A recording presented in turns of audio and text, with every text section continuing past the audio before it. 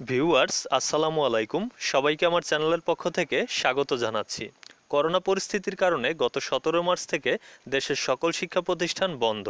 এমন পরিস্থিতিতে অনার্স চতুর্থ বর্ষের পরীক্ষাও স্থগিত রয়েছে। অনার্স চতুর্থ বর্ষের পরীক্ষা যেহেতু হয়নি, সেজন্য শিক্ষার্থীরা কোনো চাকরির পরীক্ষায় আবেদন করতে পারছেন না।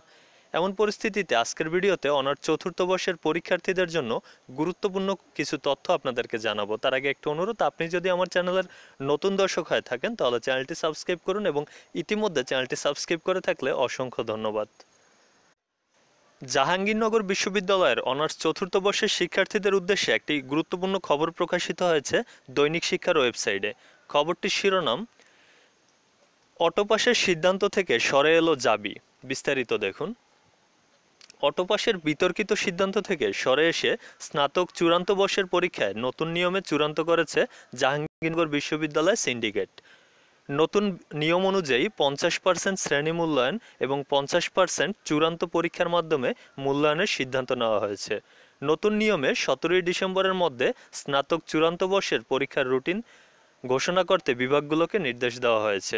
সেই সঙ্গে 21 জানুয়ারির মধ্যে সমস্ত পরীক্ষা শেষ করে 24 জানুয়ারির মধ্যে নম্বরপত্র পরীক্ষা কমিটি ও পরীক্ষা নিয়ন্ত্রক অফিসে পাঠানোর নির্দেশনাও দেওয়া হয়েছে। নতুন পদ্ধতি নিয়ে জানতে যোগাযোগ করা হলে জাহাঙ্গীরনগর বিশ্ববিদ্যালয়ের প্রভিসি শিক্ষা অধ্যাপক নুরুল আলম বলেন, নতুন নিয়মে আমাদের অর্ডিন্যান্সে যে ইনকোর্স 30 মার্কিং নির্ধারণ আছে তা ঠিক থাকবে। এর বাইরে চূড়ান্ত পরীক্ষার অংশ হিসাবে 30 নম্বরের পরীক্ষা অনুষ্ঠিত হবে। 30 নম্বরের মধ্যে 20 নম্বর ভাইবার মাধ্যমে ও বাকি 10 নম্বর অ্যাসাইনমেন্টের মাধ্যমে মূল্যায়ন করা হবে।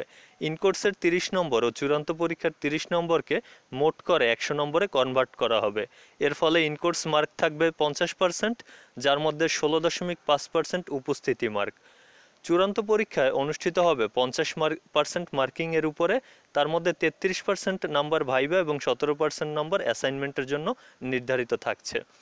অধ্যাপক নুরুল আলম জানান, এই পদ্ধতি শুধুমাত্র স্নাতক চূড়ান্ত বর্ষের শিক্ষার্থীদের জন্য।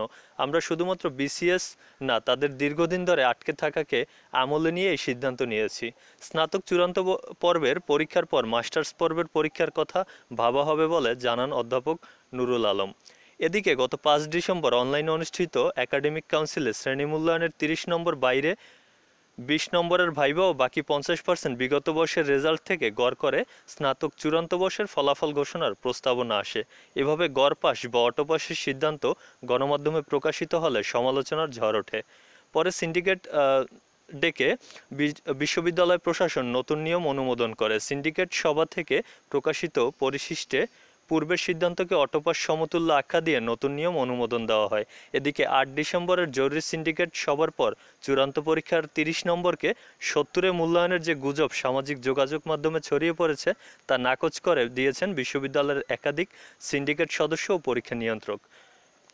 আমার চ্যানেলের সকল ভিডিওগুলো যদি পেতে চান তাহলে চ্যানেলটি সাবস্ক্রাইব করুন, এবং এই ভিডিওটি যদি ভালো লাগে তাহলে লাইক, কমেন্ট এবং শেয়ার করুন। আজকের ভিডিও এখানে শেষ করছি। ধন্যবাদ।